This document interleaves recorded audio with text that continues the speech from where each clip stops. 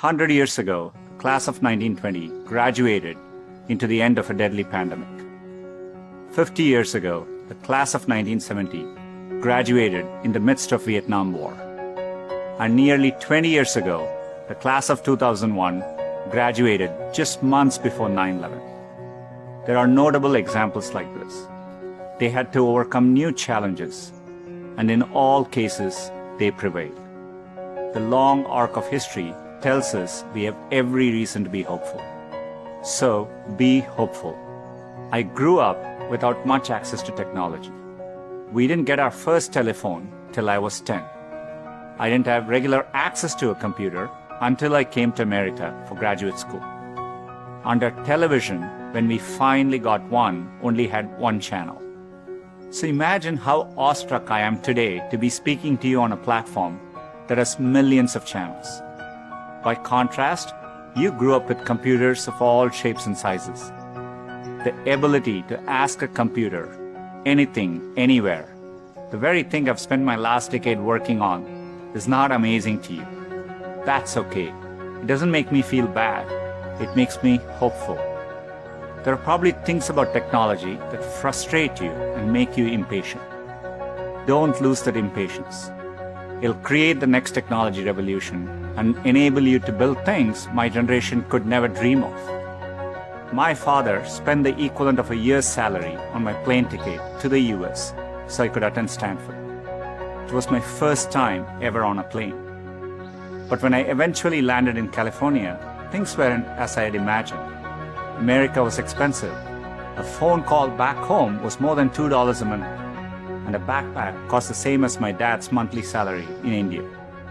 And for all the talk about the warm California beaches, that water was freezing cold. On top of all that, I missed my family, my friends, and my girlfriend, now my wife, back in India. A bright spot for me during this time was computing. For the first time in my life, I could use a computer whenever I wanted to. It completely blew my mind. And at that same moment, the internet was literally being built all around me.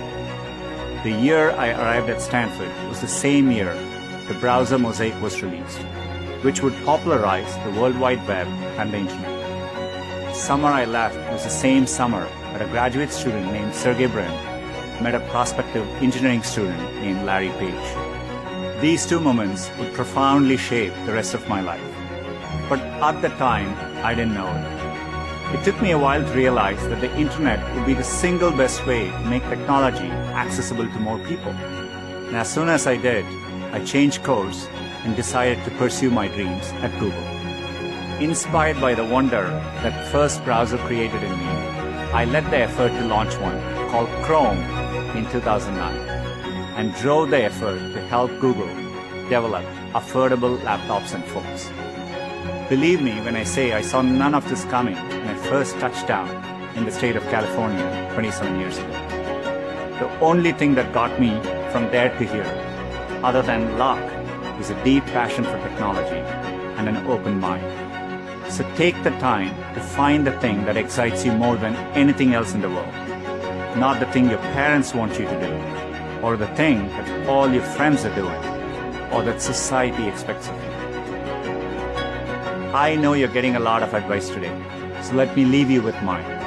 Be open, be impatient, be hopeful. If you can do that, history will remember the class of 2020, not for what you lost, but for what you changed. You have the chance to change everything.